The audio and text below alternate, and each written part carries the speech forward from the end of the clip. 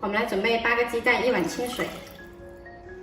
清水里面我们加入4勺番茄沙司，2勺白醋，还有4勺白糖，一点点盐。调开，我们的料汁就准备好了，放着备用。再来准备一个五柳菜，这是广州的一个特色腌制菜，酸甜口感的。把鸡蛋一个个打到碗中，用碗来倒到锅里面呢，可以防止溅油。油温6、7成热的时候呢，把鸡蛋倒进来，炸至金黄。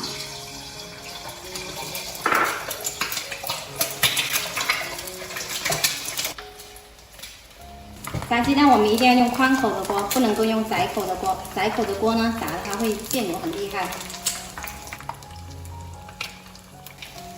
炸至金黄就先夹出来。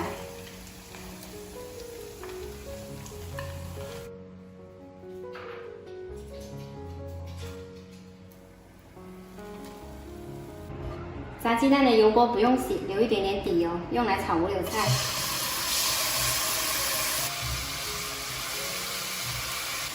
炒香了，把我们的料汁倒进来。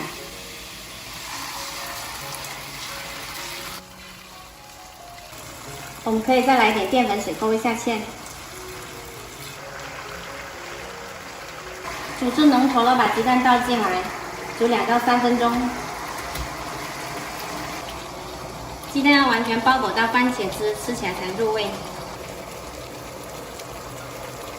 好了，可以出锅。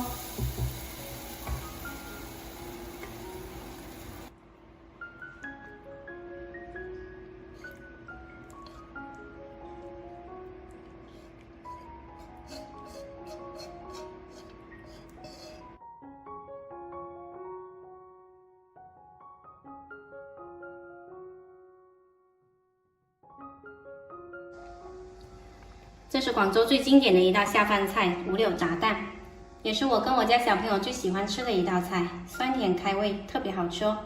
喜欢的朋友可以试一下。